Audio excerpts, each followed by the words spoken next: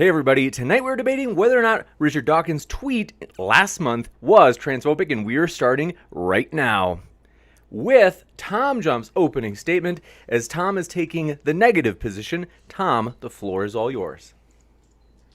Thanks, James, and thanks, Arden, for participating in this debate. I appreciate the conversation. So I think one of the big problems of the woke SJW feminist ideology is that they don't differentiate between rational criticism and hate, calling anyone who criticizes their position a racist, transphobe, sexist, misogynist, etc.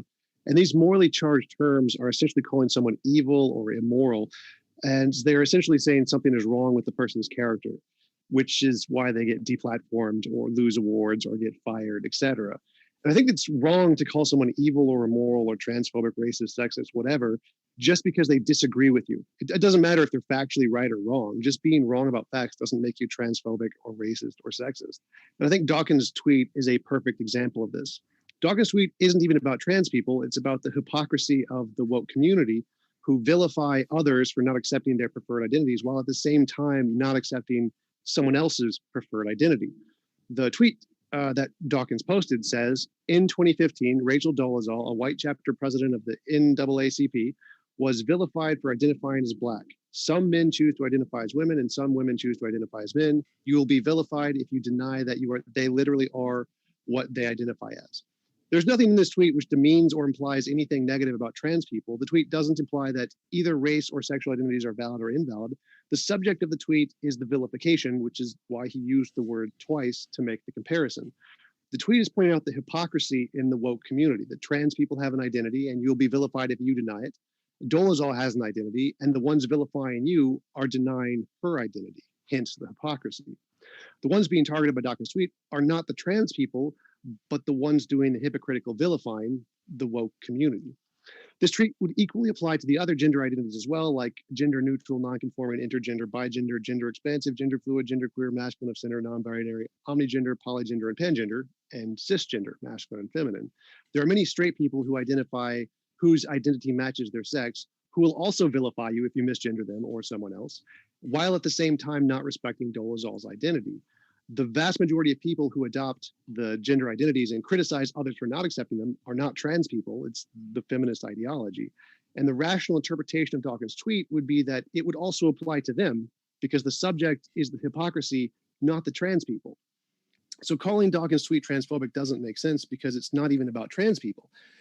So if the tweet's not even about trans people, why are so many people calling it transphobic, ironically vilifying him exactly as his tweet implies? Well, there's two main arguments that I've come across. The first is that because the woke community thinks race is not a valid identity and see Dolezal as being a liar or a bad character, they're making a comparison to her and trans people, implying that trans people are just as invalid or bad as Dolezal, which it doesn't do. The tweet, that's a hasty generalization fallacy. You breathe, Nazis breathe, you're a Nazi. The comparison that Dawkins is making is not about the character of Dolezal or the character of trans people. It's about the identity and what qualifies as a legitimate identity versus non-legitimate identity. The character of the people involved is irrelevant. He just uses Dolezal because she's the most common example, the most obvious example of someone who has an identity which the woke community rejects. Her character is not involved at all with the argument. So there are trans people who have lied and claimed they were born of a different sex. Does that invalidate their identity? Well, no. So in the same case, the fact that Dolezal may have a bad character, that doesn't really make a difference to the argument because her character and the validity of her claim to identity are completely separate topics. So the woke community are just applying their own hasty generalization and ad hominem to Dawkins' tweet, which he never said, and then blaming Dawkins for their own fallacy. The second major criticism is that the real transphobes might weaponize this tweet and apply it against trans people. So actual transphobes will apply the exact same hasty generalization and ad hominem and say that, oh, trans people are just as bad as Dolezal and they're liars. And then because they apply a fallacy to Dawkins' tweet, Dawkins is then held accountable for their fallacy. I don't see how this is rational. If it could understand if Dawkins said something comparable to Trump advocating for like rioting or something, which is pretty easily interpreted to be violence. But Dawkins' tweet isn't comparable in that sense. This is an extremely mundane tweet, and expecting someone to moderate their words into some kind of formal argument to prevent any kind of misrepresentation like a politician is kind of ridiculous, especially since this isn't Dawkins' original argument. It comes from feminist academics, the Rebecca Tuvel, who published a paper in 2017 in defense of transracialism in the Hypatia, a journal of feminist philosophy. She uses the exact same argument. So the point here is that it doesn't seem like anything Dawkins said was transphobic. He was just bringing up a criticism of the woke community's hypocrisy and is then labeled as transphobic because the woke community and the far right community could both apply a hasty generalization fallacy to his words and misrepresent it in such a way that it could be transphobic. And I think that's a mistake. And I'll conclude there. You bet. Thank you very much, Tom, for that opening statement. We are going to kick it over to Arden. Want to say, folks, if you're new to Modern Day Debate, we are a neutral platform hosting debates on science, religion, and politics. And we hope you feel welcome no matter what walk of life you are from. Christian, atheist, gay, straight, trans, everybody, we hope you feel welcome. And so with that, we're going to kick it over to Arden. Thanks for being here. The floor is all yours, Arden. Awesome. So thanks to James for having me, and thanks, Tom, for showing up. So we're discussing tonight whether or not Dawkins' tweets and generally his behavior on Twitter recently has been transphobic. I think it's incredibly important to be clear when I say someone or something is transphobic. I'm referring to the definition found in the Oxford English Dictionary, Merriam-Webster, as well as one that's used by, I think, the general public, which is an irrational hatred, prejudice, or aversion to trans people.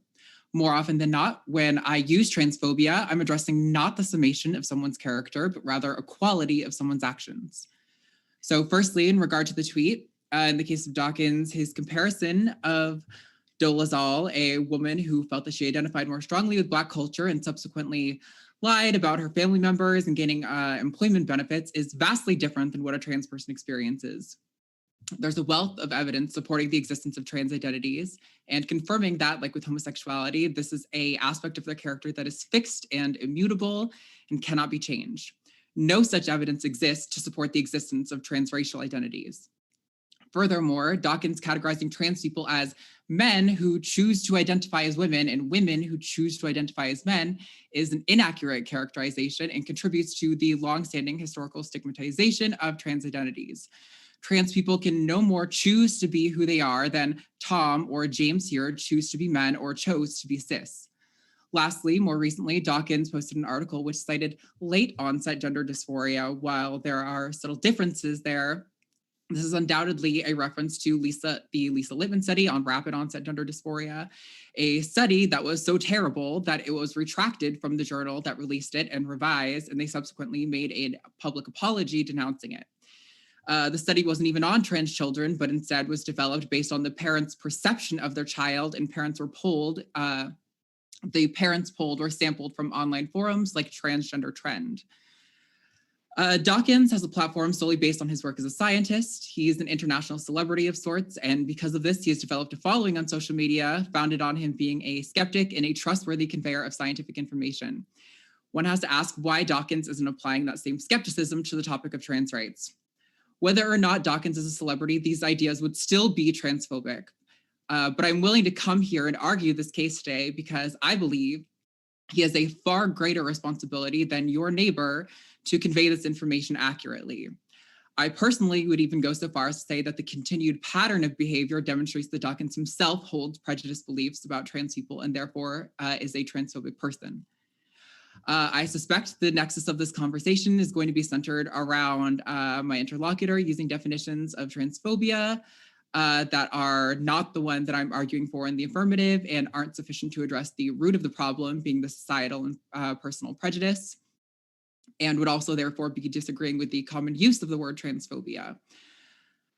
Given Dawkins' prominence in the sciences, he would most likely, if he wanted to, be able to talk to one of the countless researchers who've been a part of developing the internationally recognized best medical practices, being that gender-affirming care is the best mode of treatment for trans people. But instead, rather than actually discuss, he simply doubles, triples, and quadruples down while issuing non-apologies for how his takes could contribute to societal stigma. So in conclusion, I want to make it clear to the audience that doing something transphobic, even being a transphobe, is not mutually exclusive with success and doing good in another field. Doing something transphobic and being a transphobe is also not a branding that marks you as evil or a pariah or heretic for as long as you live. However, continually spreading misinformation when you are a respected intellectual figure and continually doubling down on that misinformation when it's corrected with science has the potential to embolden otherwise neutral people and legislators that seek to discriminate against us, especially at a time when multiple states in the US are seeking to categorize gender-affirming care for minors as child abuse. And again, that is a internationally recognized best medical practice. And at a time when the UK just did something similar at the end of last year, I think spreading this misinformation is a truly terrible thing. One could say equivalent to spreading anti-vax conspiracy theories based on a few debunked studies amidst a global pandemic. All I want from Dawkins is an acknowledgement of the mistake and a stated commitment to challenging his biases going forward. I don't want him to get on his knees and wash the feet of trans people to atone for his sins or anything of that sort. And that is all I have to say.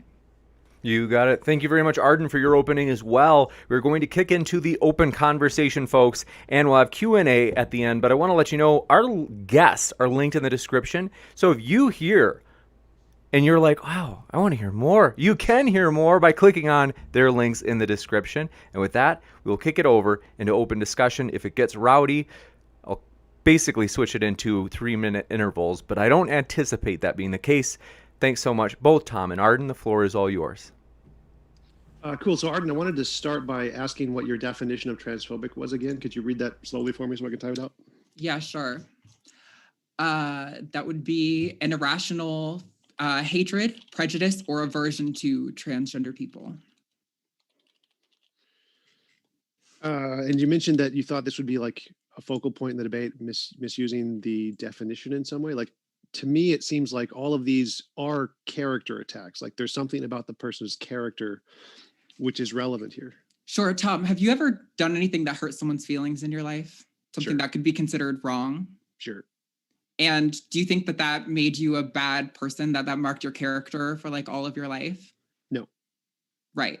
So in my perception, being transphobic is prejudice. And the tweets that Dawkins put out involve prejudice against transgender people. And while that is wrong, that doesn't attack his character. That simply means he did a bad thing. I think he has continually done this for long enough that I think he probably holds some deeply rooted prejudice about trans people. However, I don't think that means that he is a unsavable, just heretical person. I think he's just fallen for some misinformation and he is continually spreading it. Is that the same as prejudice? Like, I'm not, because me doing a mean thing to somebody and hurting their feelings doesn't mean I'm prejudiced or hateful or averse to them. Nope. I'm not seeing how that any of those would fit into claiming that men choose to identify as women and women choose to identify as men. That is a prejudice. Well, I understand the word identify to mean like establish or indicate what or who something is. So like if someone tells me I identify as a woman. That's not the word that I'm taking issue with. Choose. What? Choose to identify is what I'm taking issue with. Yeah. So when the word identify, like if someone tells me I identify as a woman, my only like knowledge of that is from their say so. So if they didn't tell me that, if they didn't choose to give me that information, then I would never know. So they chose to tell me this. They chose right, to. But choosing to give someone information is different from choosing an identity. Now, if you want to read into Dawkins' mind and say that maybe he didn't convey what he was actually thinking properly, that could be a separate discussion. I'm going on what he said. Choose to identify. Well, basically, my understanding of beliefs is obviously we don't choose any of our beliefs. They're determined in our brain. But we say, I choose to believe in X. Obviously, that's factually false. I don't choose to believe the world isn't flat. But colloquially, when we say certain psychological features, we're saying we choose that. I choose to be an atheist. I choose to be a not Republican. I mean, Sorry, go on. So my concern here is that like that's just not applying the principle of charity to that sentence, because that sentence isn't like implying that somehow trans identity isn't real. Like we choose lots of things. That doesn't mean our choices aren't real just because we chose them. Right. But okay, so in the case of belief with atheism or flat earth or whatever, I would agree that you don't choose that, and that sometimes colloquially we use the term like I choose to be a Christian or something along those lines. In the case of trans identities, it's specifically a phrase that is used by anti-trans, whatever you want to call them, bigots, prejudiced people who are advocating against trans identities, to invalidate their identity, to suggest that they aren't actually who they are. They are just choosing to identify. Like, I identify as an attack helicopter. I choose to identify. Well, sure. I grant that there are definitely mean transphobic people who do that, but that doesn't mean that Dawkins himself is transphobic because he also uses choose. Because as you mentioned, there are colloquial contexts where we use choose, and it doesn't mean a subjective negation or any kind of demeaning of the thing you're choosing. That's not, when I read those terms, that doesn't seem to be in any way what he's trying to imply. He's just describing with the words that he knows.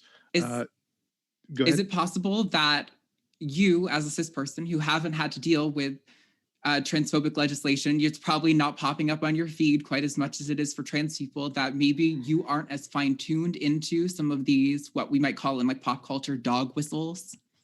Yes, which is exactly why I would probably say something similar to Dawkins was, and not in any way mean it to be transphobic.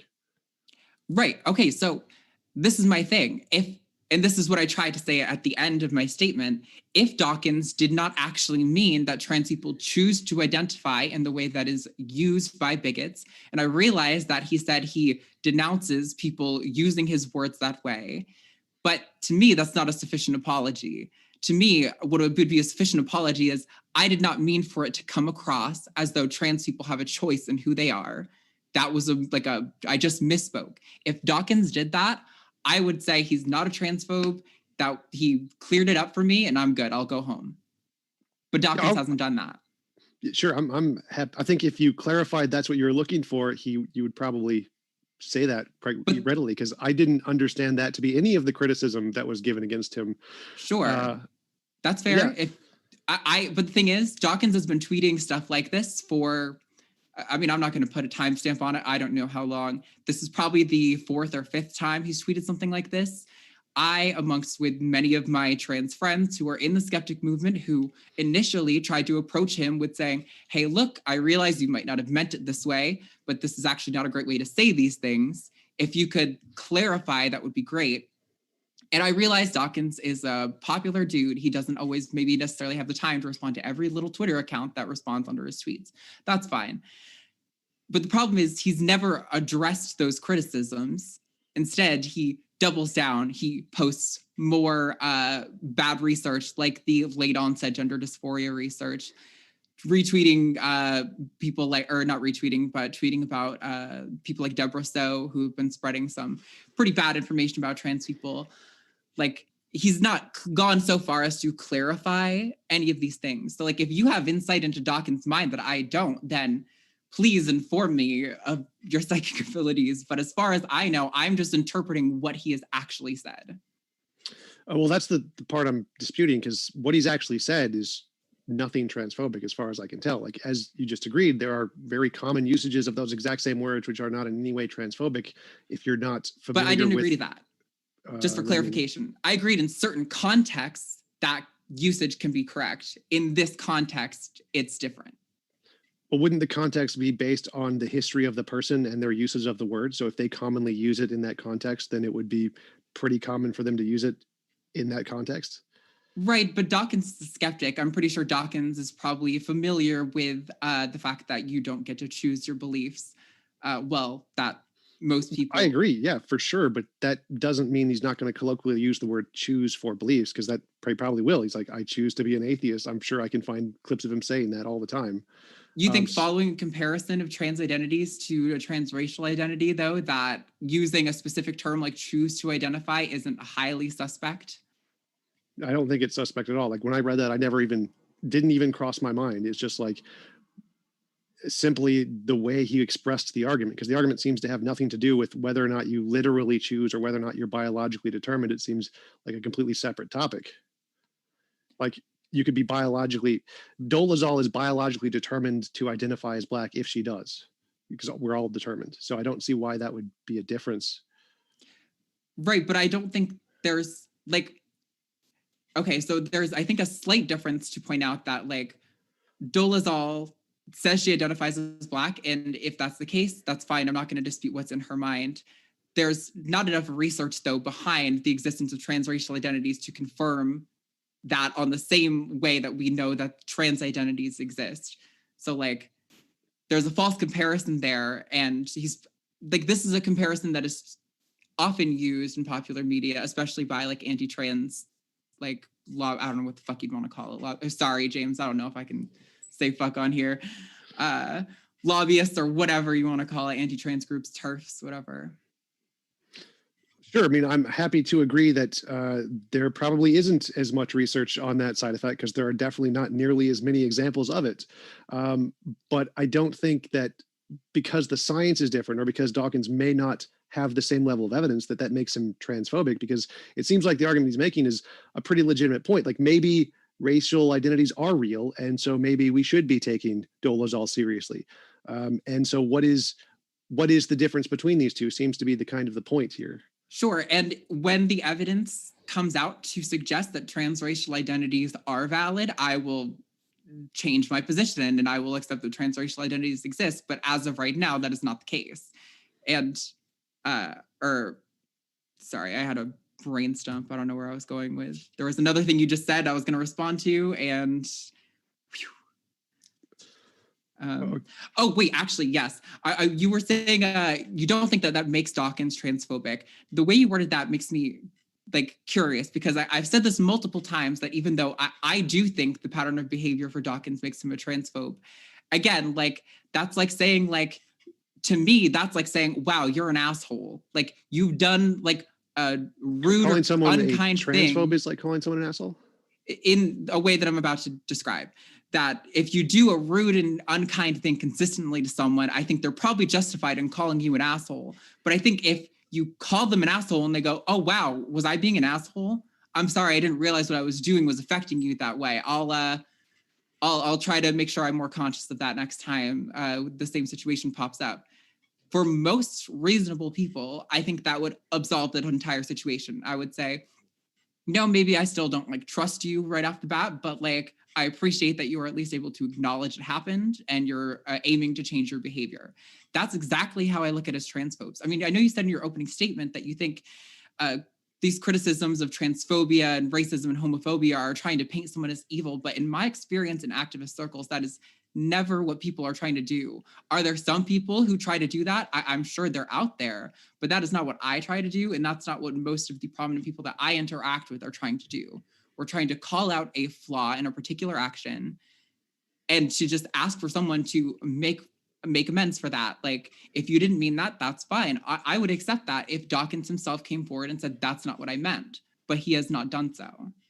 Oh yeah, that's fair. It's only a small minority of people who actually vilify and harm others. The majority don't. I absolutely agree there. So, but the point here is that it doesn't seem like he was being an asshole. Like, even if his phrasing offended people, which I'm sure he did not in any way intend, it seemed like he was just trying to make an argument. Like, this is the argument. This is my genuine position on the issue. I'm not trying to be an asshole. This is what I believe. And I don't think he should apologize for that, because he's just honestly representing his position and asking for debate on the topic, essentially, which is pretty much what the skeptic community does about everything. Is that really a good excuse, though? Because if I call someone ugly and they're like, hey, you're kind of being an asshole, and I'm like, that's just what I genuinely believe.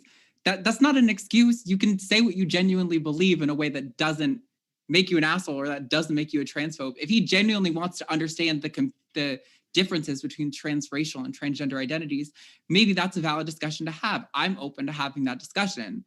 But the way that he did it was using language that could be considered prejudice towards trans people. Men choose to identify as women. Sure, in the case of like calling someone ugly, definitely it's a pretty obvious insult that we could just like, yeah, we should probably phrase that a different way. But in what Dawkins said, like, I didn't even, when I read it, I had no idea of this interpretation of the word choose was the problem here. Like, it didn't even come to mind. Like, this doesn't seem like an issue at all. It just seems like common Really? phrasing. Yes. Like, really? Like, I had no idea. I was like, what is the issue here? I couldn't figure it out. I had to like do some research, like, oh, that's the problem they're taking. And most of the people on the anti-woke side of the debate have the exact same issue. Like, we don't see language in the same way. And so we don't see that as in any way calling someone ugly. It's just a phrasing of the argument and nothing more. There's no extra connotations there. Like, this is just the position. Okay, I mean, like, I can accept that we potentially view language a different way, but I mean, I know when you initially reached out to me, Tom, you had said you saw me on the line. It's potentially you just saw the topic and you didn't like watch the video or something. That's fine. But I mean, in the video, multiple times, Matt and I both stated that our position was not that Dawkins was this unsavable, terrible person who should be marked and branded, you know, with a big red A to be outcasted from the community for all of time. No, that's not what I want at all. I just want him to address the ways in which his words contribute to societal prejudice and to say, oops, didn't mean that. Didn't realize that's, if he said, I didn't realize that's how it was used, I'll take back what I said. I'll say, okay, he fixed it. I mean, like, I still don't like the comparison. I don't really like, I think there's a time and a place for those sort of discussions. And I don't think Dawkins necessarily has the qualifications to be discussing sociology in this way. He's a smart guy. I'm sure with a proper interlocutor, he could contribute to that discussion. But I mean, I think he's demonstrated time and time again that he doesn't know how to address this topic. Oh, well, that's definitely fair. But I mean, I think that most people on the internet aren't qualified to talk about anything they're talking about, especially in our community, the debate community. But I don't really think that's a fair comparison. I think that every human being is entitled to say, this is what I believe, and then talk with other human beings on a public forum about whether or not that's right or not. I think that restricting yourself because you're a public figure and trying to not portray your ideas in public because lots of people may share them is exactly the opposite approach. I think that if you are a big public figure and a lot of people are probably going to share your views, that's the best place to have the conversation because that's where most people's minds are likely to be changed one way or the other. But to go back to your point, like, yes, I actually found this argument, the choose part, from watching your conversation with Matt Dillahunty, because I had no idea until I watched your channel that that was the main argument. It made no sense to me whatsoever. So yes, this interpreting that language, I would be interested to know what Dawkins would say if presented with your contention specifically and how he would respond to that, because I tend to think he'd probably just say the same thing I did. Like, I had no idea that was the problem. That was just why I was phrasing the argument.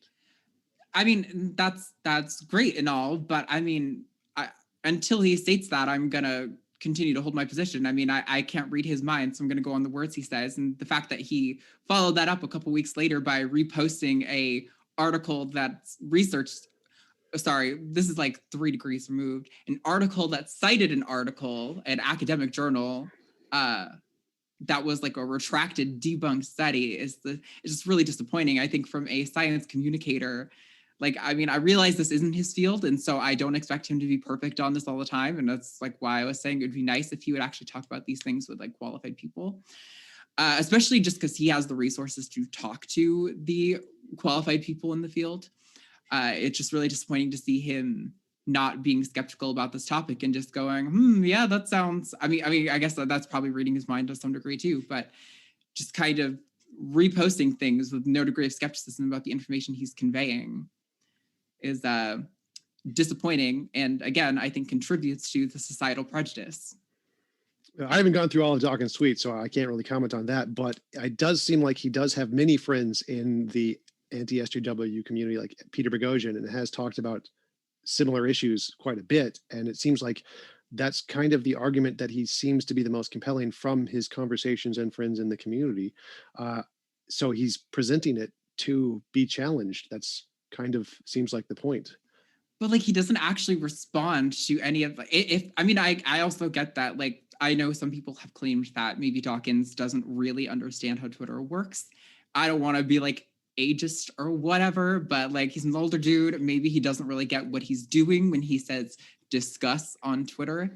But like, the implication that I think most people get from him making a bold fucking claim and then saying discuss is that he's going to respond to counter arguments subsequent in the tweets, but he never does that. He will weeks later post another thing in the same lane without clearly having like confronted any of the counter arguments of his point at all.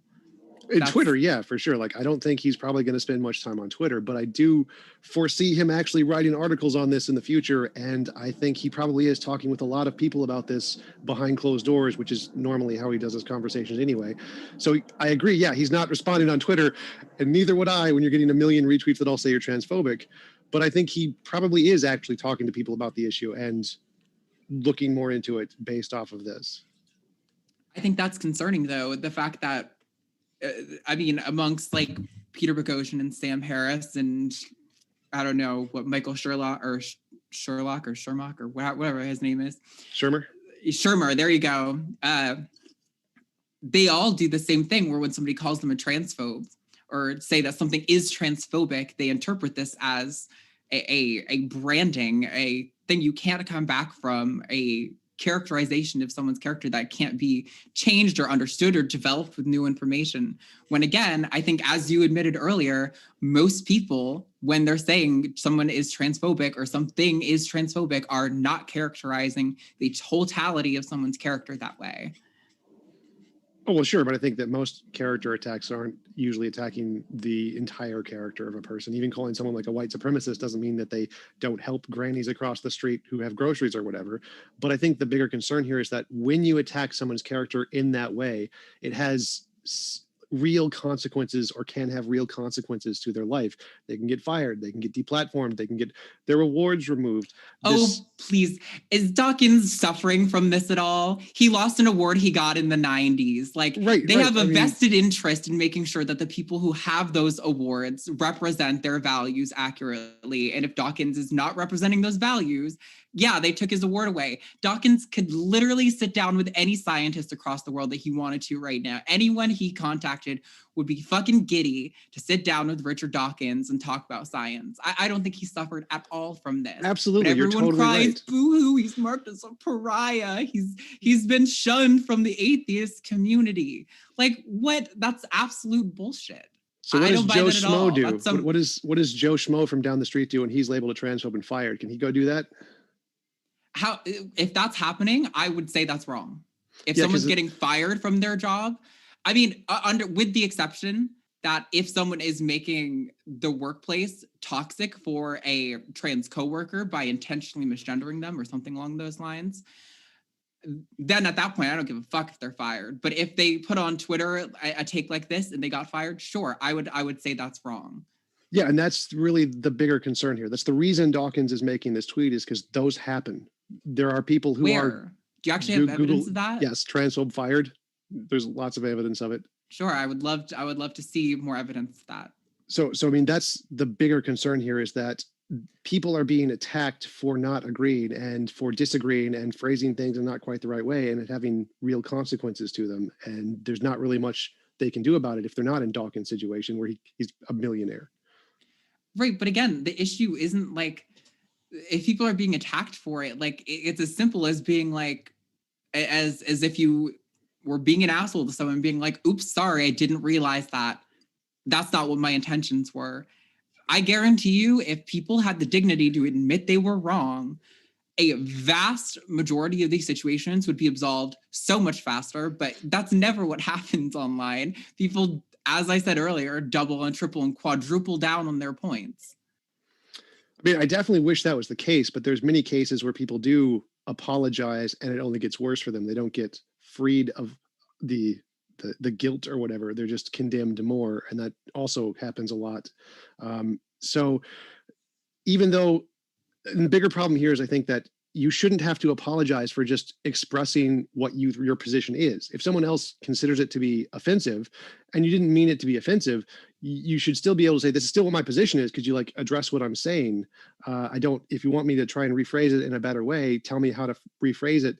But this is still what I want to talk about, because this is what's important to me. And why can't that be followed with an apology? Sure, it can be. Didn't Dawkins include "I'm sorry" somewhere? I apologize for. Nope. He said I deplore like conservatives or whatever using this in a bad way. That's not what I wanted to happen. He did not apologize. I'll definitely check that for sure. But you could include apology if you want to, but I still think you should not be obligated to apologize for just expressing your opinion with no ill will and no intentional disregard for anyone. If you're just saying this is honestly what I believe and phrased in the most honest way I can phrase it, that you shouldn't have to apologize. I think you're so ugly. Honest, I'm not going to apologize. Like, I think it's the same fucking thing. Like, I agree. If you want to talk about something, you can find a way to talk about it. But like, if you're, and granted, are there people who are going to like irrationally find issues in every minor thing you do? Absolutely, of course. Like, you're not going to have to do that in every case. But I think when you're not replying to any of the criticisms at all, that's when it becomes a problem. He could very easily just say, again, oops, sorry, didn't mean for it to come across that way. This is what I want to talk about, though. And everyone could move on. But he doesn't do that.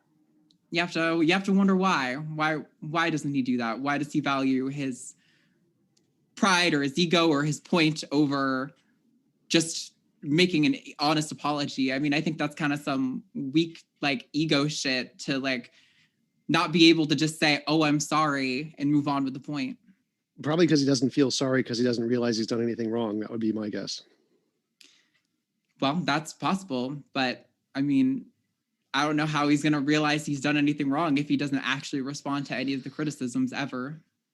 Well, you've noticed he has posted a few responses, which is significantly more than he usually does. And so he probably is actually looking more into this than 99% of any of his other tweets that he's ever made. So I'm guessing he probably is. I would love to see it.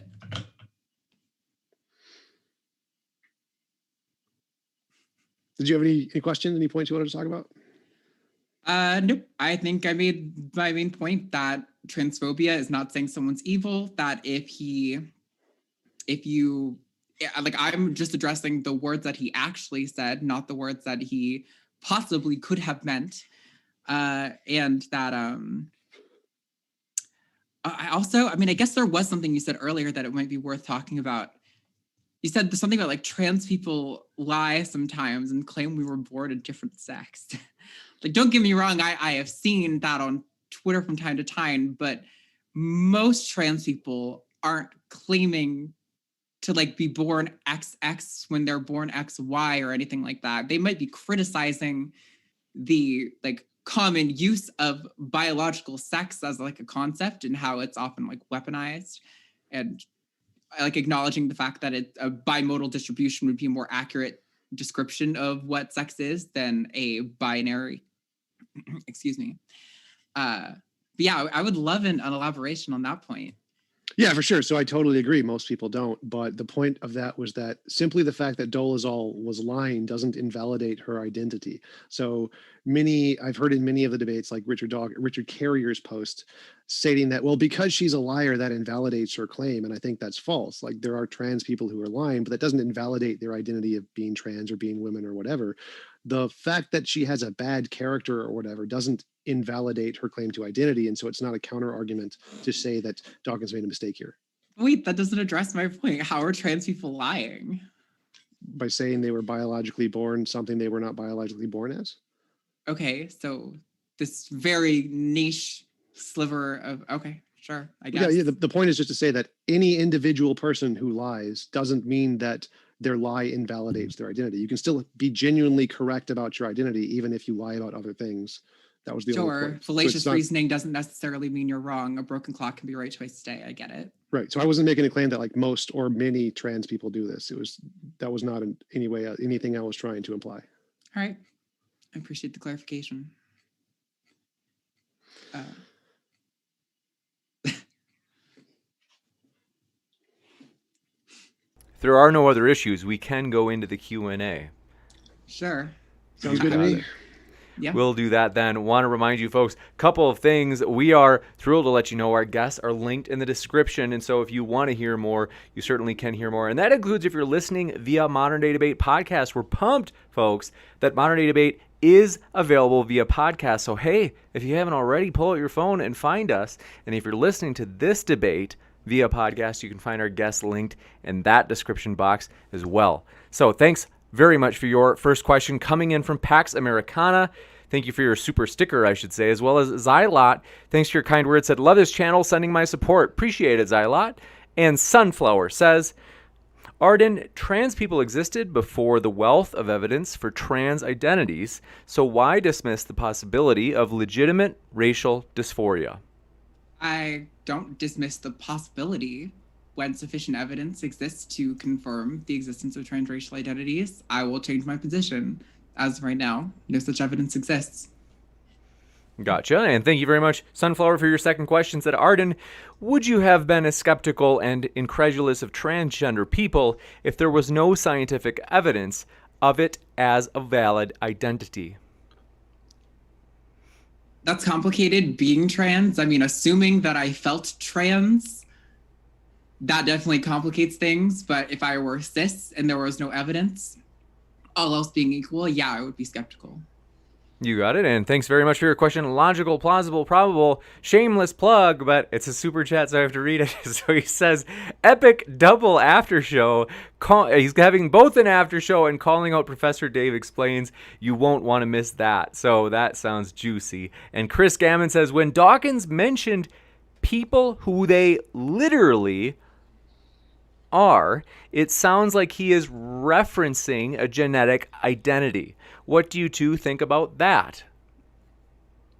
Yeah, I think that's a fair interpretation. So what he's saying is that when Dawkins says if you don't acknowledge what they literally are, or what they literally identify as, the question is implying that Dawkins meant that they are literally biologically this thing they identify as, and it's not just a choice. That's the point of the comment. I think that's a very terrible interpretation that I disagree with, but sure. I mean, if you want to inject meaning into his words, that's cool. Gotcha. And thank you very much for this question. This one coming in from Bubblegum Gun says, who the heck is Dawkins? I think they're being facetious. But this next question coming in. Look him up on Discord. Yeah, that's who we're talking about, right? Tom's father, by the way. A lot of people didn't know that. And Hella Baluba says, would TJump think the same about Dawkins' tweet if he had suggested that gay people, quote-unquote, choose to identify as gay, rather than trans people, quote-unquote, choosing to identify as trans? Yeah, I think the colloquial term he used there would apply to any kind of choose. Like, I choose to be an atheist, I choose to be a theist. I think that is just a common way to use the word in context. I don't think you don't think that harkens to like a really like shitty religious trope of like, oh, like you're choosing to engage in your sin or some bullshit like that. No, I just think it's a common word to describe ideologies. Ideologies. Interesting use of term. Gotcha. And this one fresh in from Sigifredo Sarabia. It's been a while, Sigifredo. We hope you're well. Says, I don't understand this topic. TJump, can't you agree there is a difference between male and female gender? Sure. And then they say, if Arden, you and TJump agree that gender is subjective, how then is Dawkins wrong? What? Gender is subjective? I don't know if that question is... I don't know if this will help, but they say at the very end, they say, to you both in biology. Sigifredo, sometimes you confuse me. I don't know what this is asking. Tom, well, the debate isn't about whether Dawkins is right or wrong. The debate is whether he's transphobic or not transphobic. So he is wrong, but yeah, sure. Gotcha. And CJ asks, if no one is looking into the issue of racial dysphoria, how do you think we would get evidence for it? I don't know who that's for. Either of you want to answer. The argument is that, like, if we imagine before we had evidence of trans identities being real, the sufficient evidence we have, wouldn't it be reasonable to give Dolezal the benefit of the doubt because we have just started looking into trans identity or racial identity in the same way recently, but it's possible. Gosh. Sure. I mean, if a sufficient enough population existed that was requesting to be seen and treated as another race, and if evidence found that giving them treatments to make them look and like act and integrate into society in a way that other people perceived them as that race, or maybe not even necessarily, it doesn't have to go that far, but that's just like a criteria that could help. And they got like some statistically significant data that said like this improves their quality of life. I think it would probably be worth looking into efforts to destigmatize transracial identities and to give them whatever access to healthcare that they need to live authentically. You got it. And DC Blunt, thanks for your super sticker. Do appreciate the support. And that is actually all we have for questions. This has been the shortest debate on record for modern day debate. Want to let you know, folks, I'm going to be back in just a moment with a post-credit scene to let you know about epic upcoming debates that we have. This month is going to knock your socks off. You won't even believe it. But yes, we are very excited. One example being in the next month, as you see on screen, bottom right of your screen, folks, we are thrilled to welcome Matt Dillahunty back as he will be debating Christian scholar Dr. Kenny Rhodes on whether or not there is strong evidence for God. That's going to be epic. And so if you haven't yet, hit that subscribe button and that notification bell so you don't miss that epic debate coming up on June 5th. And so, as mentioned, I'll be back with a post-credit scene in just a moment, folks, but want to say a huge thank you to our guests, Tom and Arden. It's been a true pleasure to have you on with us. Yeah, thanks. Are we allowed to plug anything before we go? Is that... You got it. And I also want to remind folks, since you mentioned that, I'll give you a chance in a moment. Our guests are linked in the description, folks, and go ahead, Arden. Yeah, I wanted to plug, if anyone wants to debate anything that we talked about tonight, I host a call-in show called the Transatlantic Call-in Show over on the line, Saturday nights at 5 p.m. Central. So if you want to debate me about anything we talked about here or anything else related to trans rights, you can feel free to call in. Also, I'm doing a charity stream over on my Twitch tonight at 12 a.m. Central. So, yeah. You got it. And we have one question that came in from Hella Baluba. Says, for Tom, even if he made the comment in ignorance, wouldn't the reasonable course of action be to simply apologize for causing offense, even if unintentionally, and to offer to learn? No, because anything could subjectively offend anyone. Like Charlie Hebdo definitely offended some people. Should he apologize? No. The fact that you make a claim that is honest to yourself and just how you understand the words to work, you shouldn't have to apologize for that unless there was actually like some significant mistake there. The fact that which there was, but he doesn't know it, and neither do I. I don't see it either. I don't see the issue. So I don't think he should have to apologize because he's just using English, normal English. Gotcha. And Thought Sponge has a question, said, who is to say that, I think they're saying that she in this case refers to Rachel Dolezal. Let me know if I pronounced it wrong. Dolezal. Thank you. So who's to say that Rachel wasn't born black if black, like gender, is a social construct?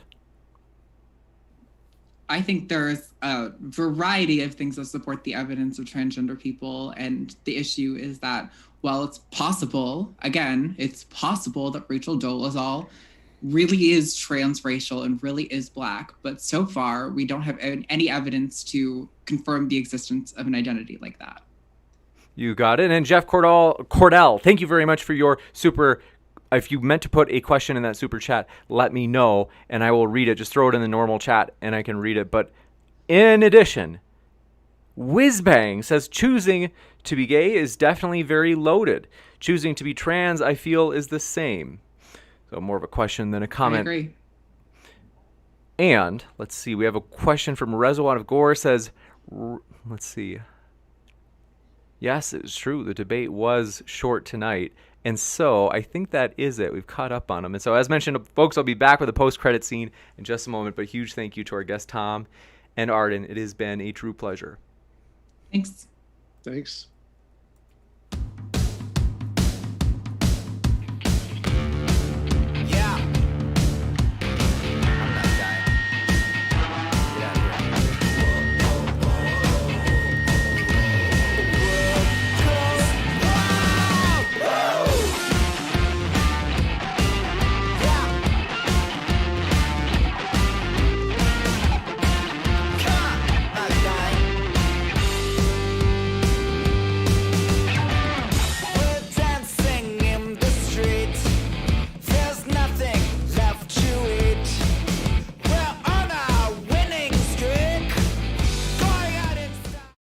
Amazing. So super fun, folks. We hope you enjoyed that one, and want to let you know, though, if it is your first time here at Modern Day Debate, we are a neutral channel with the vision, with the goal. We are determined to provide a neutral platform on YouTube where people can make their case on a level playing field.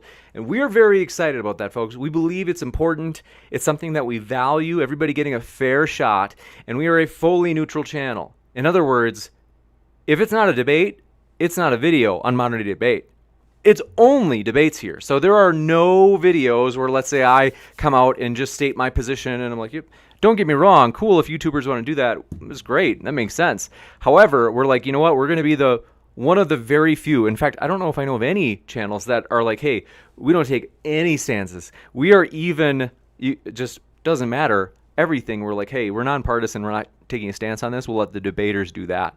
We want to let you know, though, folks, if you have not heard about this upcoming debate with Matt Dillahunty and Dr. Kenny Rhodes, which you are seeing on screen, I want to tell you about it as we are absolutely pumped. You guys, this is going to be epic, like on the level of super duper epic. And so, in a moment, I want to say hi to you in the chat because I do love getting to just say hello to people. But I do want to mention that this crowdfund is going to be gigantic. We are thrilled. This is our way of providing honorariums for the guests, as we really do appreciate them for all they do. And so that's something I do want to share.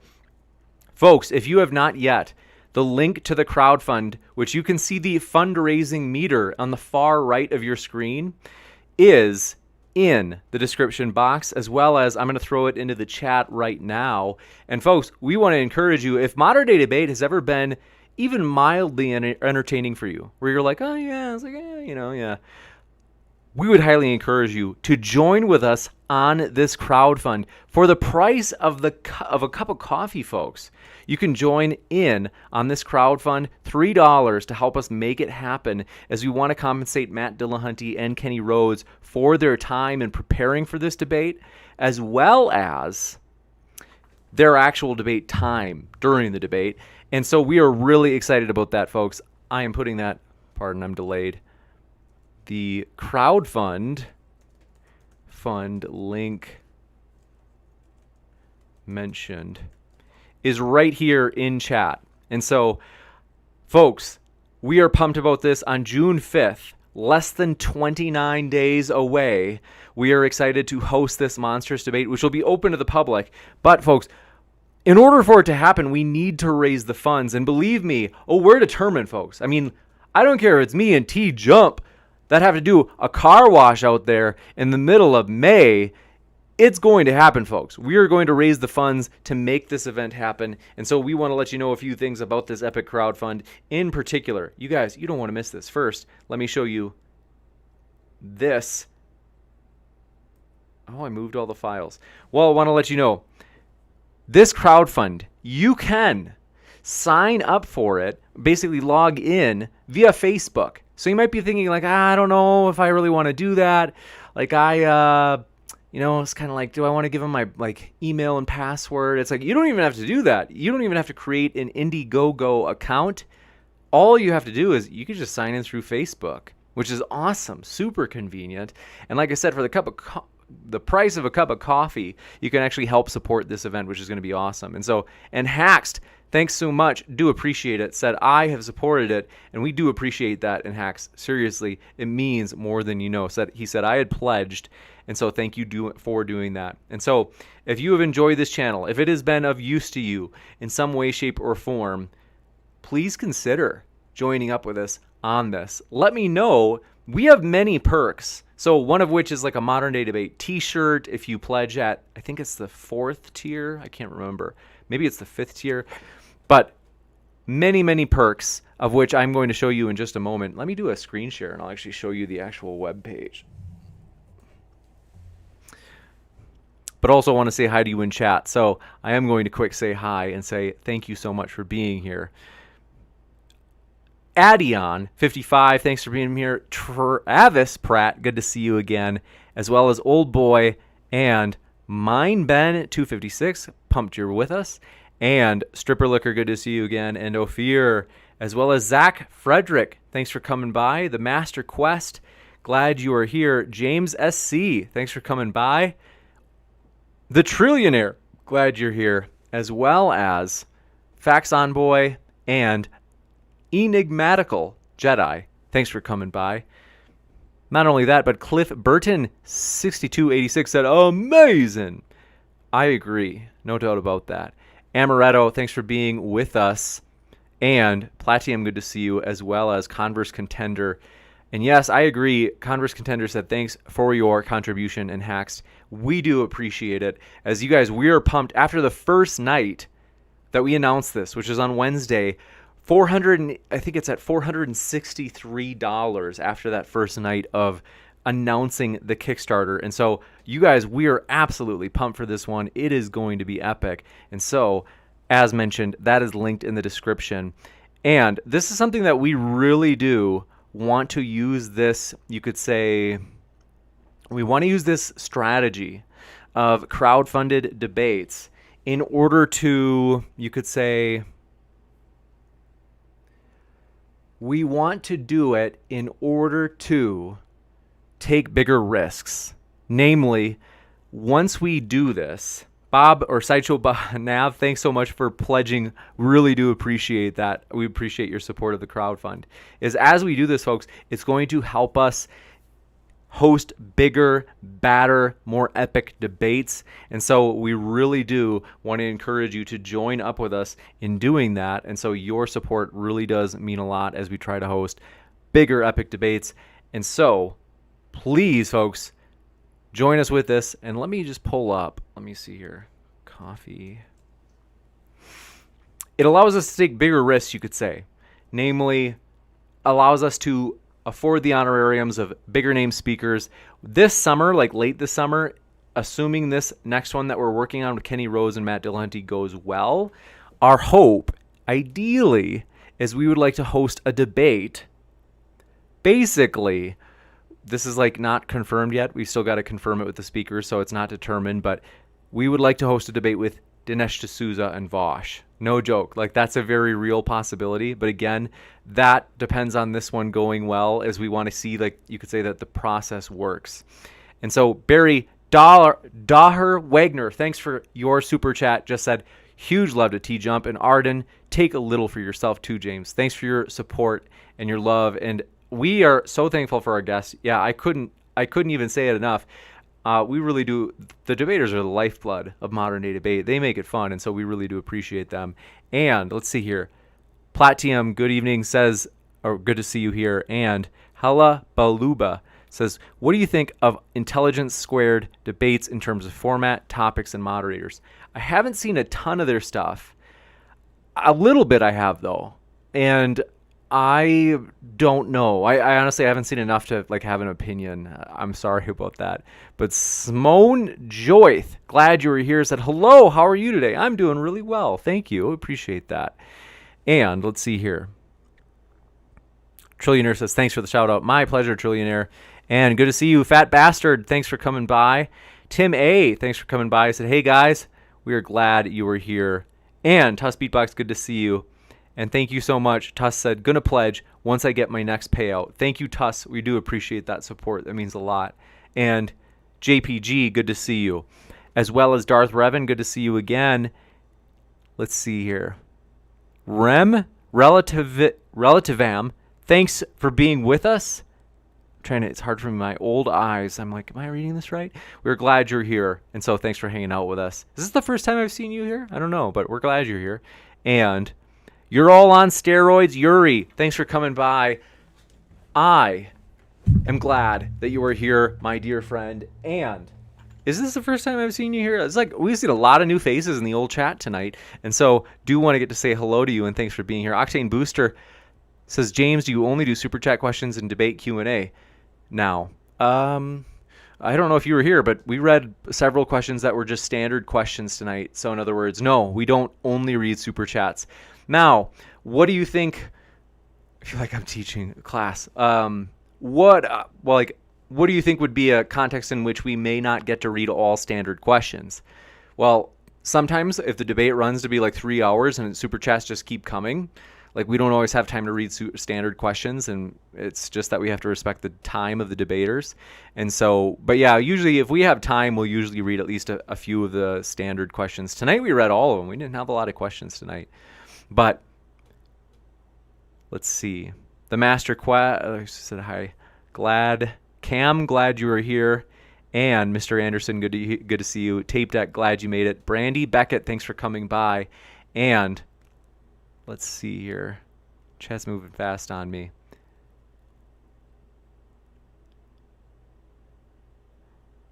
Oh, you're right, Brooke. Sorry I'm behind. Twitch chat, pumped to be with you. Thanks for coming by. Whew.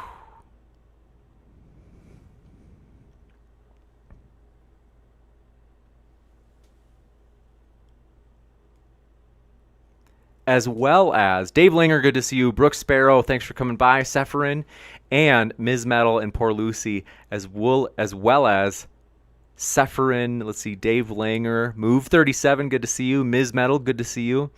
And let's see here.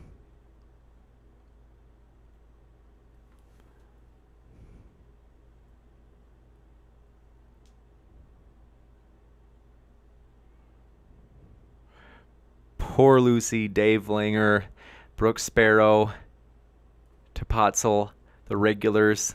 Thanks for being here, gang, in the old Twitch chat. And that's right, I forgot to mention. So, that's right, Ms. Metal, I couldn't agree more. And yeah, let me link the old Twitch chat in the YouTube chat. Folks, if you didn't know this, we actually do have an account on Twitch. And so our Twitch... right there. Tigera Hitman, thanks for your kind words. Said the channel is growing rapidly. I think you were right. It is encouraging that this channel has really been growing, and we are really thankful for that. Folks, thank you so much just for hanging out here. It really does make it like a melting pot, like just different people from all walks of life. We hope you feel welcome. And so thank you just for partying with us. It's always fun. And Whizbang says, I'll donate 1,000 if you shave your head when you moderate the next debate. I swear. Okay, I might actually do that. For real, Whizbang. I'm dead serious. Like, if you're serious about it, though, because it's like, I do appreciate my hair. And so, I really, I'm kind of like, oh, geez, do I really have to shave my head so that happens? If you're serious, I'm like, yeah, I'd probably actually do that. But if you're like, nah, I was just like joking, and then you shaved your head and you're an idiot, then I'd be like, oh gosh, like. So, let me know how serious you are, though.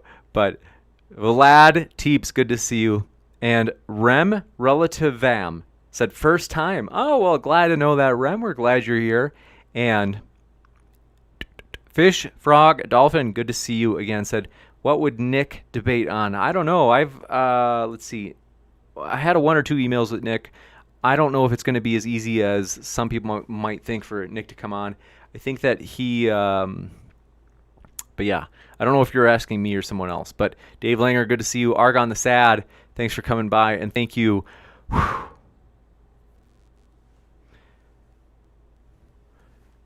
Old boy, good to see you. Ball Diablo, glad you're here. And Hannah Anderson, thanks for your support of the channel in the chat. That seriously means a lot.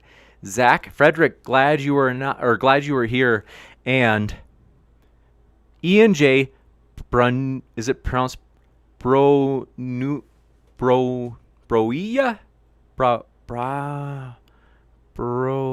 Broniola. Am I saying it right? Let me know. Said, hi, James. So glad I'm finally able to catch one of the debates live while it's going on. Love from the Philippines. Wow. I am so glad you said hi. And thanks so much. We're glad you're watching from the Philippines. That's encouraging. Thanks for hanging out with us. That's cool. I'm trying to, closest I've been to the Philippines was Malaysia. So, quite far. So that's cool though. Thanks for hanging out with us. And Tigera Hitman. Yeah, but yeah, thanks for your encouraging words, Tigera. That does mean a lot, and we are excited though. Yeah, it's just it's a fun thing. Like, it's something I'm absolutely passionate about, the future of this channel. We are determined, folks. We are going to do big things at Modern Day Debate, and so thank you so much for all of your support.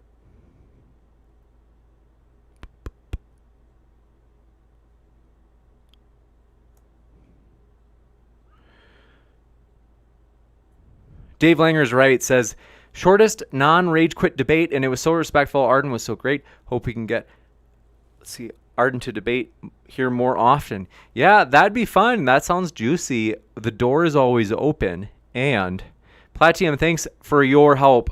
Not help. You run the show. You do everything, you and others, with the Discord. And so thank you for doing that. And I hope that it's fun. And because, I still haven't...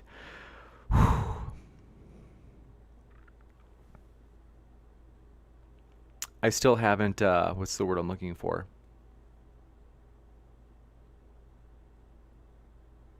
I still haven't learned Discord. It's embarrassing. Forgive me, guys. But enigmatical, let's see. Thank you, Reswat of Gorse. Is channel getting swole like Jacked James. Thank you for your support. We are excited. It's like unbelievably cool and exciting that it is. People are enjoying it here, and we hope they do. And so, Dave Langer says, get the donation first, then shave your head. My boy Whizbang was teasing me. I almost pulled out the shaver and started shaving it right now. But yeah, thank you, old boy, for asking. It says, how are your studies doing? They're doing well. I'm so glad that we are, folks, I'm excited that today is my last. I've got to turn in a paper in about 10 minutes. I'm so pumped that this is my last semester of classes. So that's really encouraging. And so we're really just, I'm thrilled about that. And then...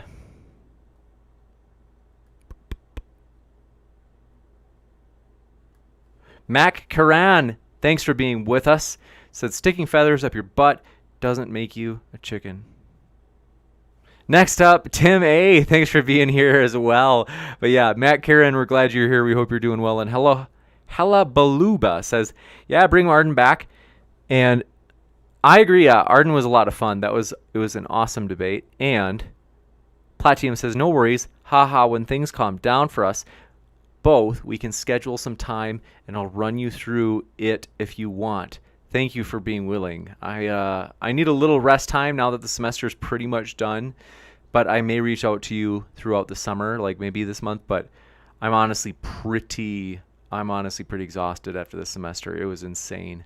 Harry White, thanks for being with us. Said, James, what are you getting your PhD in? Thanks for asking, Harry. Basically, I'm working on my PhD in industrial organizational psychology, and I'm so glad. I'm not all but dissertation, but I'm not far away. I've got basically the comprehensive exam and then a big dissertation project. So basically, I've just finished up 3 intense years of classwork and teaching. I'll still do some teaching, but it's not going to be as intense as what I've done. I've got to catch up on some research stuff, but yeah, so that's your answer, Harry. And thanks for coming by, Harry. We're glad you're here. Dirk at Work says, what? Let's see. We're glad you're here, Dirk at Work. And Peace and Chaos Program, thanks for coming by. Says, what's up, James? Good and respectful debate tonight. I still haven't figured out Discord either. That makes me feel better. Thank you for saying that. And I agree. Tonight was a great debate. It was respectful and it was fun. And let's see here. Thanks, and Hack says, good work, James. Thank you for your kind words. It seriously means a lot. And appreciate your positivity. As well as...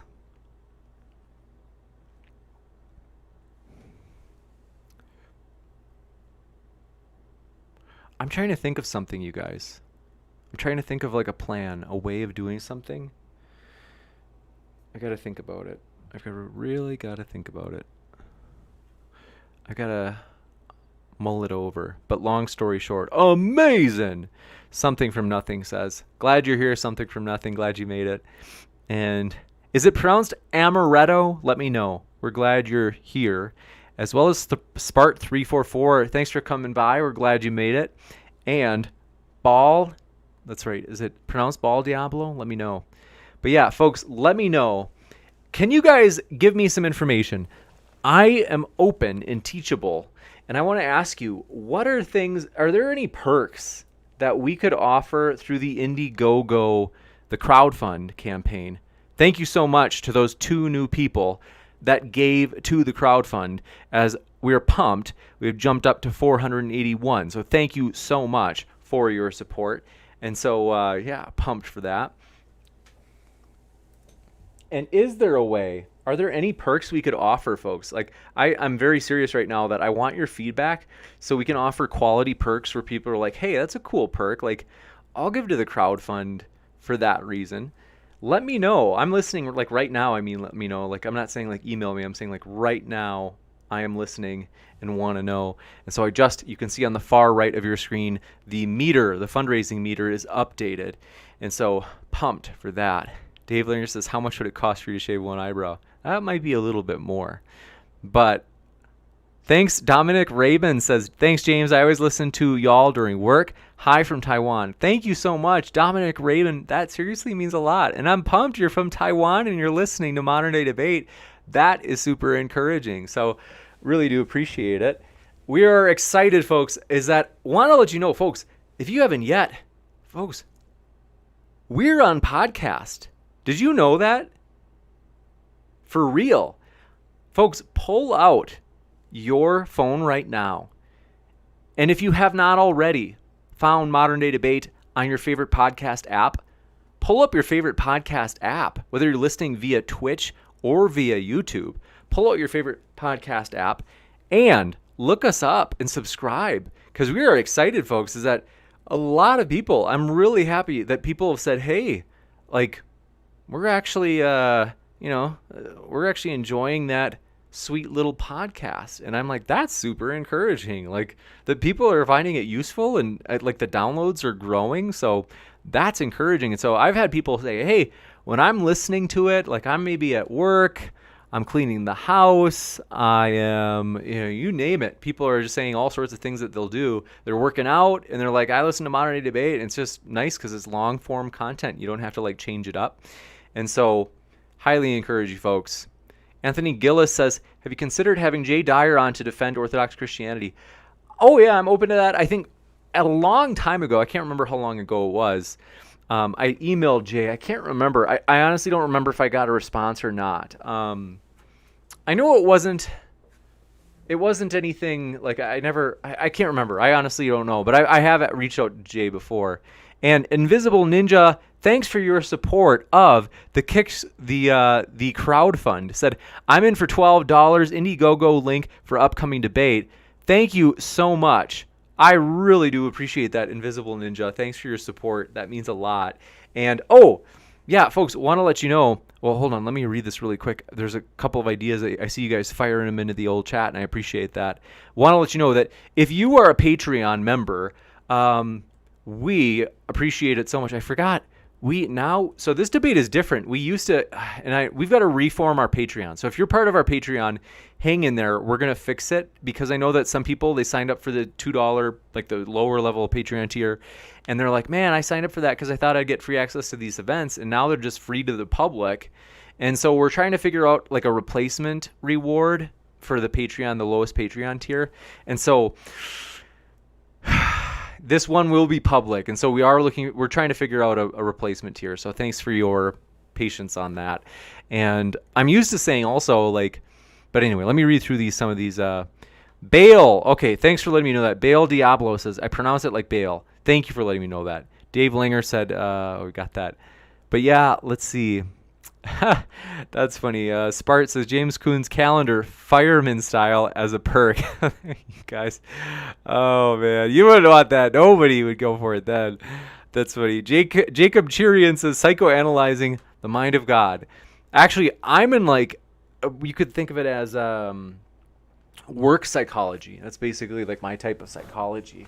But yeah, thank you so much for your ideas, folks, in terms of, I saw someone said it, I think it was like, oh, you're right, exclusive merch. I never thought about that. And Hack says, maybe a tier for people to have a meet and greet via Zoom with the debaters before the debate starts. I agree. And Hacks, that's an offer. That's there now. So we're pumped about that. We do offer it.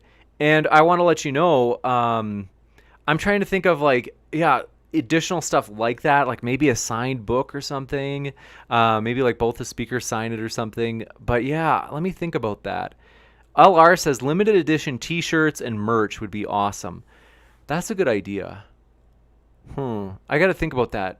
T-shirts or merch, other types that would be cool that we could offer that we don't currently offer. So thanks for that feedback. T-shirts and merch are hip. And something from nothing says, offer something from behind the curtain. That's right. The old curtain back here, you guys. This isn't a wall. It's a curtain. Did you know that? All right. But yeah, let's see. TJump says, James would shave it for free Wi-Fi from IHOP for a week. That's true. I'm very big on free Wi-Fi. I'm a major patron. Brick Chavez says, do you give all the perks below the level pledged as well, or is it just the one you donate to? You get that perk plus all the ones below it. So yeah, pretty epic stuff. I mean, like, pretty cool. And I've got to probably emphasize, I've got to go through the Indiegogo and like write that out so that it's as clear as day, because I don't think it is, because I was rushed the other day. I was like, what was it, Wednesday? Oh my gosh, you guys, this is a rough week. It was honestly really intense. I am so thankful that next week, in fact, starting tomorrow, my schedule slows down immensely. So I'm really pumped about that, because this week has been it's been intense. So I'm glad. But yeah, so you get that, everything, you get the whatever's offered at that tier plus everything below it. So Zach Frederick says, James, I keep telling you need to get people on here debating the Mandela effect. I'm telling you, there's a lot of people who debate it. Just search on YouTube. There's a bunch of people who will debate. I'm open to it. It's just that I don't know if the audience would go for it. I could be wrong. I just don't know if they dig it. And Hack says, maybe a tier for people to, oh yeah, got that one.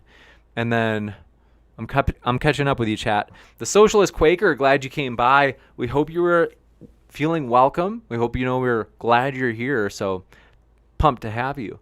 And I'm just basically, the debate was super short tonight, so I'm just partying in the live chat, saying hello to people and trying to get feedback, all that. Norman Bates, good to see you. And also, Reservoir of Gore says, would a few comedy debates in which you or the debaters have to eat a Carolina Reaper or spoonful of cinnamon powder during the debate be a juicy idea? Maybe. I mean, I'll maybe make Tom do it. I'm open to it if I make Tom do it. But Tokyo Lloyd, good to see you. Thanks for coming by. And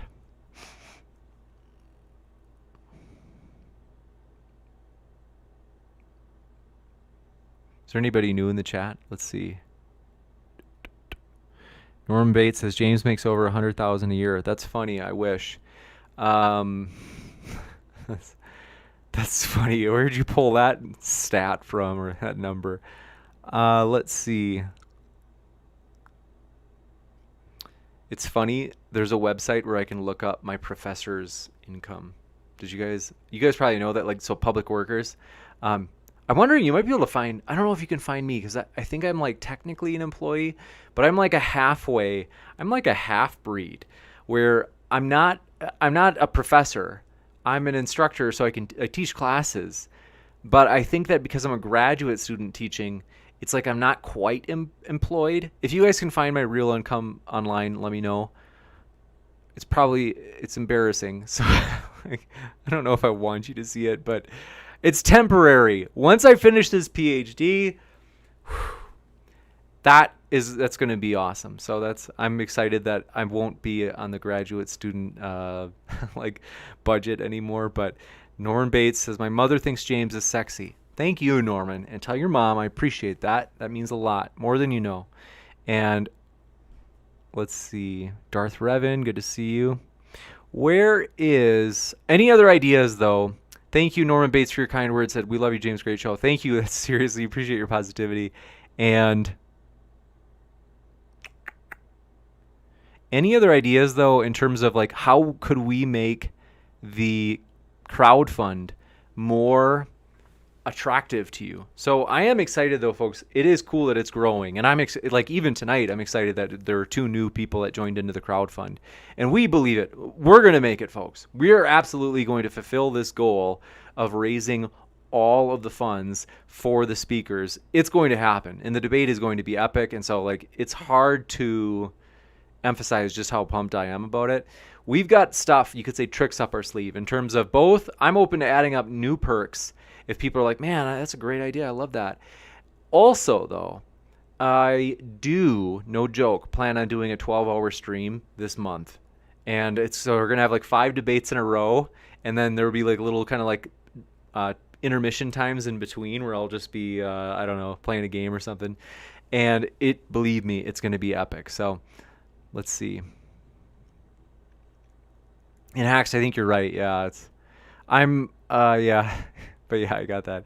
And Platinum says it's more like an internship, right? I don't know. I mean, I guess like really loosely speaking, like it's like a grad assistantship. So it's like I get a W-2, but I'm still like not quite a full-fledged employee. Because when I looked up my professors' salaries, like, they know that we do that sometimes. Like, I don't know, I haven't told them, but when I looked up my professors, I was like, could you see what I made? And it was like, nope. It was like weird. Surprised I wasn't on there, but that's all right. Like I said, it's nothing worth writing home about.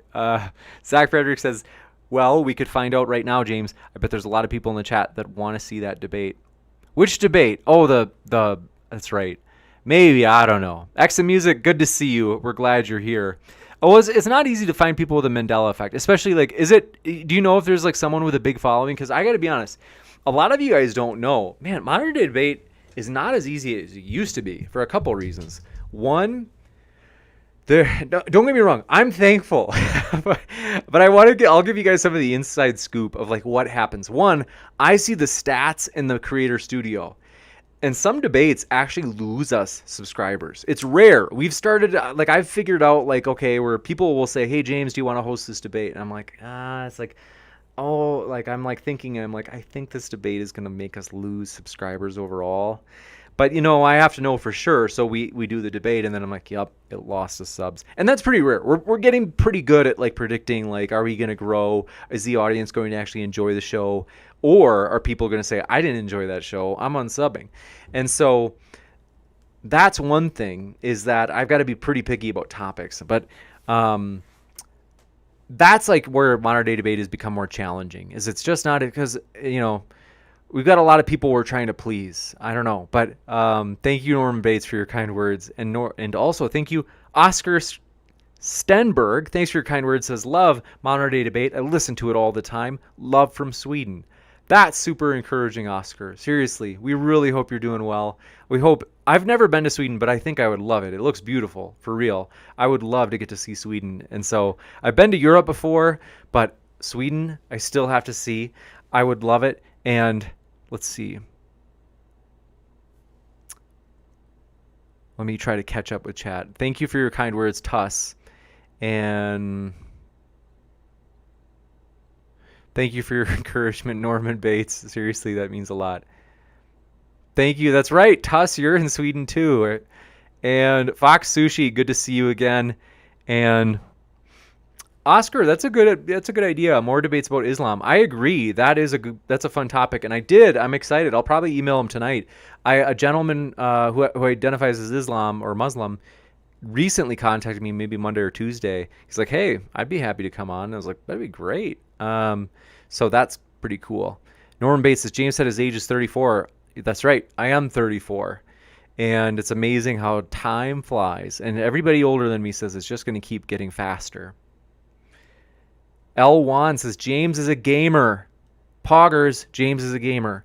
I actually do. No joke. I do hang out on Steam in my study breaks. Because, man, it's like I used to do a poor job of taking breaks, and I would just go for like, I don't know, like 2 or 3 hours doing like really hard work. And like I'd maybe take like a break here and there, but it was like, I get up and I fill my water bottle and then I go to the bathroom or something. But now I'm like, okay, well, I'll take like 10 minutes, 10 minutes per hour, let's say. And I get on Steam and I play old school Star Wars games. So like Shadows of the Empire, back from Nintendo 64, Episode 1 Pod Racer, that was on 64, I think, too. And so, yeah, they just had a sale on Steam. And so if you like Star Wars games on Steam, we are just two peas in a pod. Because, yeah, I actually do, you could say I game a little bit now, just with old school vintage games. So I don't know if when you say gamer, I don't know if I'm the kind of gamer you usually think of. But Dave Langer says, James plays Dark Souls 3. Oh, I see. That's where that came from. I don't know what Dark Souls 3 is. That's how old I am, Dave Langer. By the way, huge thanks to Dave Langer and to Potzel and others for all their support of our Twitch stream. Oh, I keep forgetting to put that in the actual chat here. Sorry about that.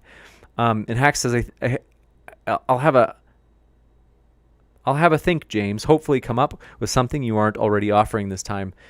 Thank you for letting me know. And no, that's totally cool. Like, the fact that you said that is encouraging to me, because I'm like, oh, so that's good that it is something that people would actually like appreciate, is getting to do a meet and greet with the debaters. So that's cool. And Simone Joy said, do you mind sharing with us some of the debate topics that tend to lose subscribers? Interestingly, the more narrow a topic, the more subscribers we lose. And I think the reason is this. Now, here's the thing. There's like this balance of factors. So sometimes I tell people who are new, they email me, they're like, James, can I come on and debate? I want to debate. And I tell them, it's like, well, there's like different factors that play out. I'm only going to do a narrow topic, but I usually say, hey, is there anybody like a big name debater that would want to do it? Because that helps us get more exposure. If we have Destiny on or Vosh or whoever it is, more people hear about us that hadn't heard of us before, because they have big followings that love watching them debate. And that's cool. So we're open. It's like, well, depending on who it is, we'll do a narrow topic. So for example, a narrow topic though would be like, trying to think of somebody recently. It's not too narrow. What is it? Somebody just asked me if I would host a debate on, well, if it's, let's say it's on, when in the context of religion, if it's too narrow, like it's like, hey, let's do a debate on,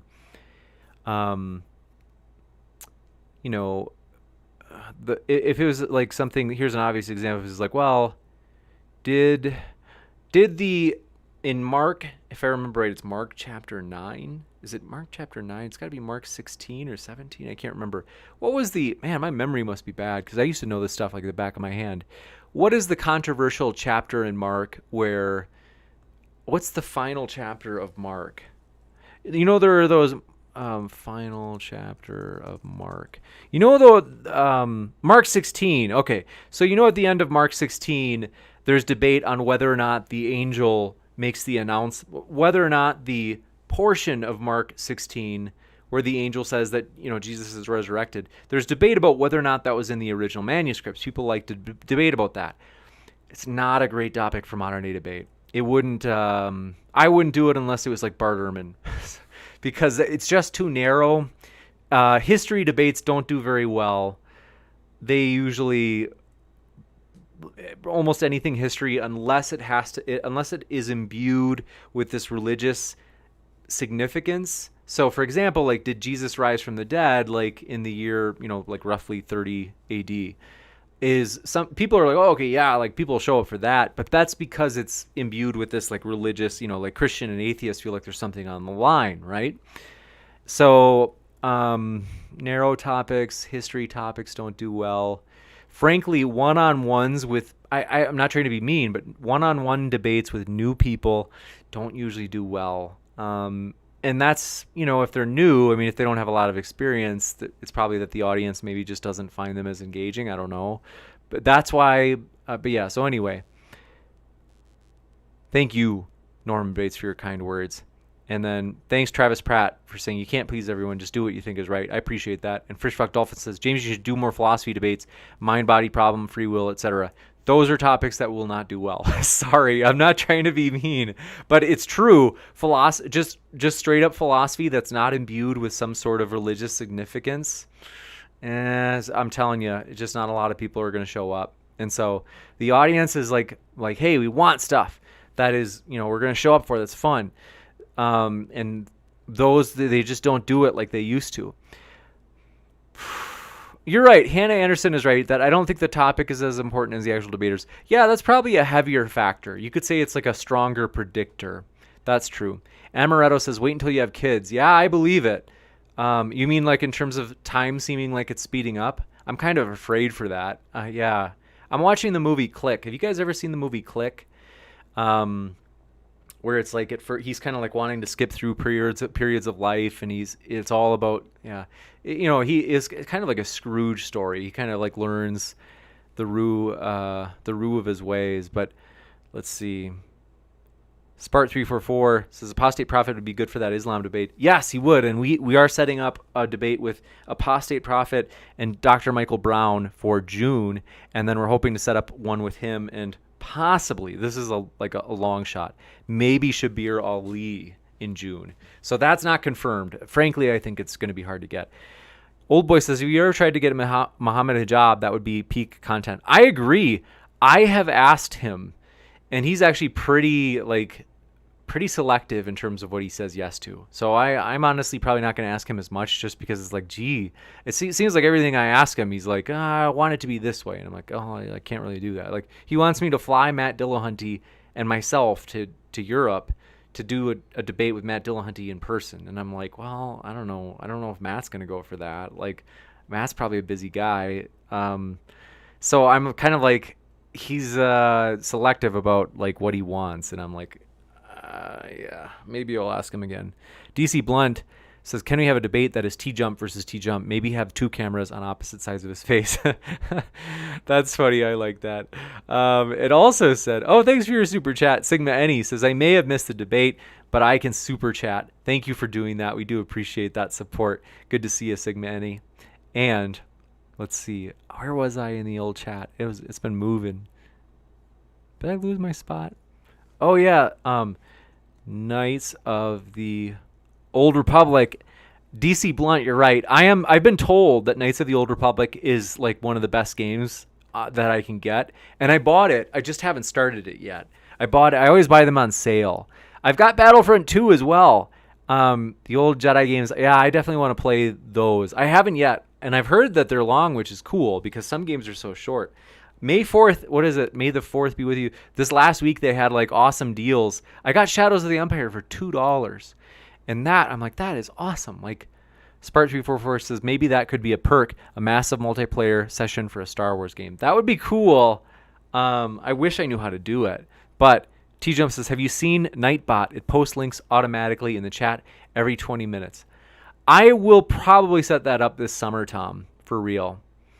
And for real, the reason I'm laughing is because Rezo of Gore says 2 betas and a pod racer. I don't know what that means, but doesn't sound good. But yeah, TJump, for real, I probably will do that because I do want it to both link the speakers, and then also I want it to link other stuff too. Maybe the fundraiser. And Platinum says it's hoping to create a platform for informal debates for smaller beginners on the Modern Day Debate Discord server. Thank you for doing that. I think it's a great way for people to get training in, you could say, like dark shows. Like in WWE, if you're doing a show that's not on TV, I think they used to call them dark shows. I can't remember. But some people get so triggered, by the way, but that I sometimes compare the model, of the debate model, to pro wrestling. Obviously, nothing's fixed here. But I don't even think that's what bothers them. They're not worried about it being fixed because they know it's like, well, like who would fix a debate? It'd just be dumb. But instead, I think that some people, they like, I want my debate to be perceived as civilized and professional and boring. And I'm like, okay. But Dave Langer says, what about a debate about Austin 316? That's funny and would be epic, no doubt about it. You know me, I am. Back in the Attitude Era, back when things were good, I was a huge fan. Thanks for your kind words, Norman Bates. Full of good things to say tonight. And then, oh, Twitch chat. Sorry I'm late.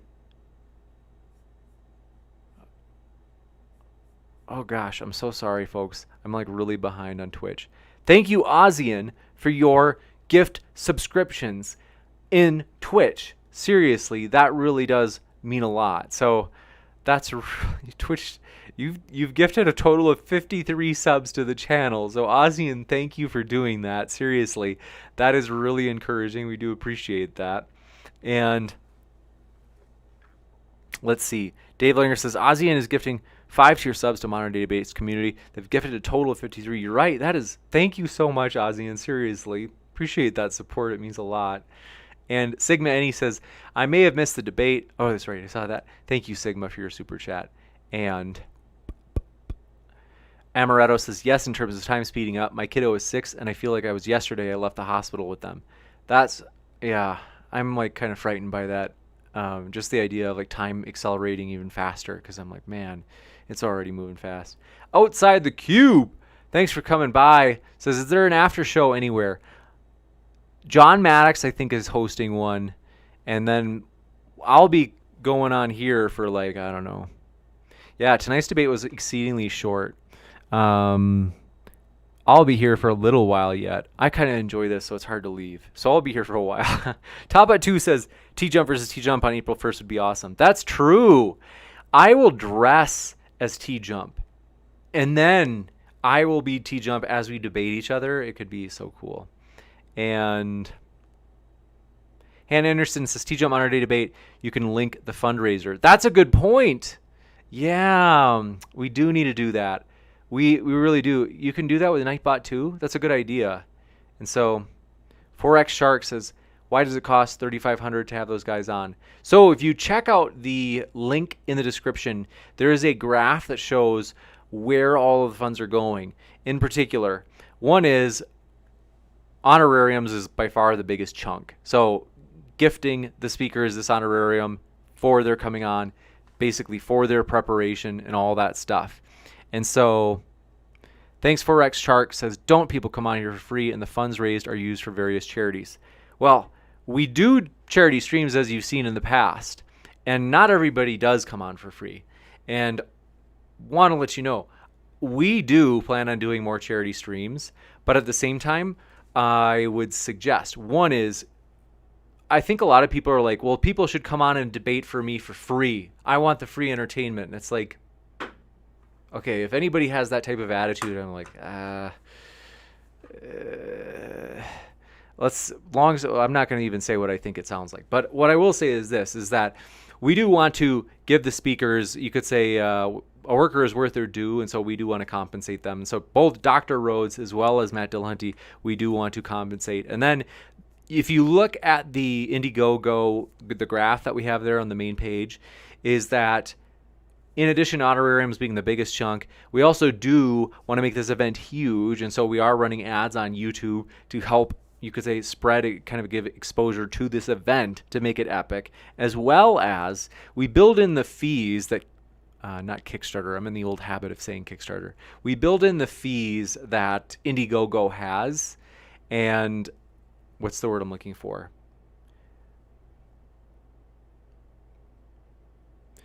Taxes as well, because so long story short, that's where those are the different like sources. And then Dr. Gildo, thanks for coming by, says, how long was the debate? Yeah, it was super short. And so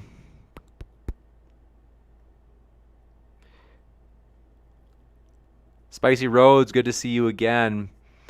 And so we are pumped though, as we're excited about it, and want to let you know, Spark344 says, who's your favorite wrestler during the Attitude Era? It was definitely Stone Cold, but it was The Rock after a while. And Platinum says, but you need a chair like TJump, though. Yeah, that's true. But thank you. Spicy Rose says, I always suspected James like pro wrestling. You're right about that. I do. And dark matches. That's what baby faces and heels. So true. That's right. All of Tom's debates are fixed. And Hannah Anderson says, oh, that's right. We got it. But want to let you know, though, we are... Oh, that's right. You guys, I seriously keep forgetting to link the Twitch. I'm going to do it right now. So if you haven't already, you guys, I highly encourage you to check out our Twitch, as we are excited about that. And we suspect you'll find it useful. And so I just linked that in the chat. And so if you have a Twitch account, like, hey, it's a great opportunity. You can jump on over there. I have now pinned that Twitch link for Modern Day Debate to the top of the chat. And so you can click on that, and then you can follow us on Twitch as we stream there every stream. And Dave Linger says, if you try to set up Fight the Flat Earth versus Flatter Day, I think I did. I haven't heard back from Fight the Flat Earth. I don't know about... I don't know. I mean, Flatter Day is a nice, he's been kind to me. He's like, he's nice to me, but I don't know. We'll see. Reservoir of Gore says Jim Cornette would be hilarious in debate. He's a heat magnet. That's true. Jim Cornette. I'm trying to think of Jim Cornette. Yeah, the corny drive-through. He is opinionated. Ozian, good to see you there in the old YouTube chat as well. And so, I will end with this, though, as we are excited about this, though. And so, you guys, I have to mention this. I am pumped, is We, no joke, this summer, and this, of course, again, this kind of depends on if this event goes well, namely, is if the, oh, you know what I should do? Basic screen share. I'm going to do a window capture, and then I'm going to do Chrome. Okay, so you are seeing on your screen, I've got to make it smaller.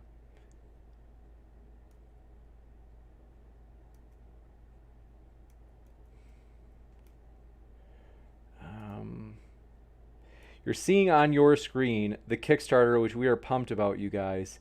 And so we are determined we are going to make it, and want to let you know, yes, as mentioned, this is something that we are hoping is that if this goes well, I'm not joking, we really do want to host a debate between Dinesh D'Souza and Vosh, but we're kind of trying to, you could say, learn the ropes of kind of crowdfunding, and that's why we're kind of having these smaller ones. And then we're going to, if this one goes well, Lord willing, like, we want to basically do a crowdfund at the end of the summer. Probably we're going to boost the goal to, it would be higher, so it'd be probably like $5,000 in order to host Dinesh D'Souza and Vosh. So again, that depends on these going well, and so we do appreciate your guys' support. If you would like to support this crowdfund, if you haven't already, we absolutely do appreciate you doing that. And I'm going to link that in the description, folks. And so that way it is convenient, or it's already linked in the description, and I'm going to throw it into the live chat right now. And so let me find that, 2 seconds.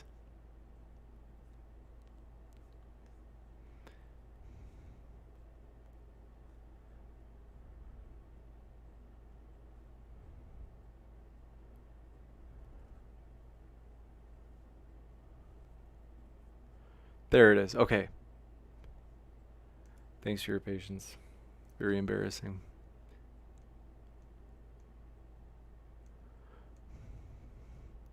I'm going to throw, though, the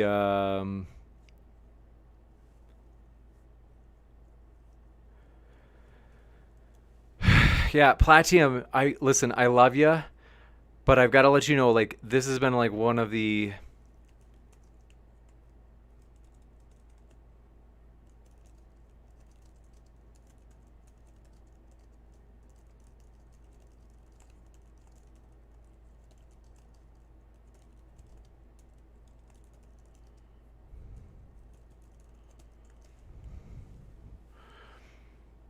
I have put the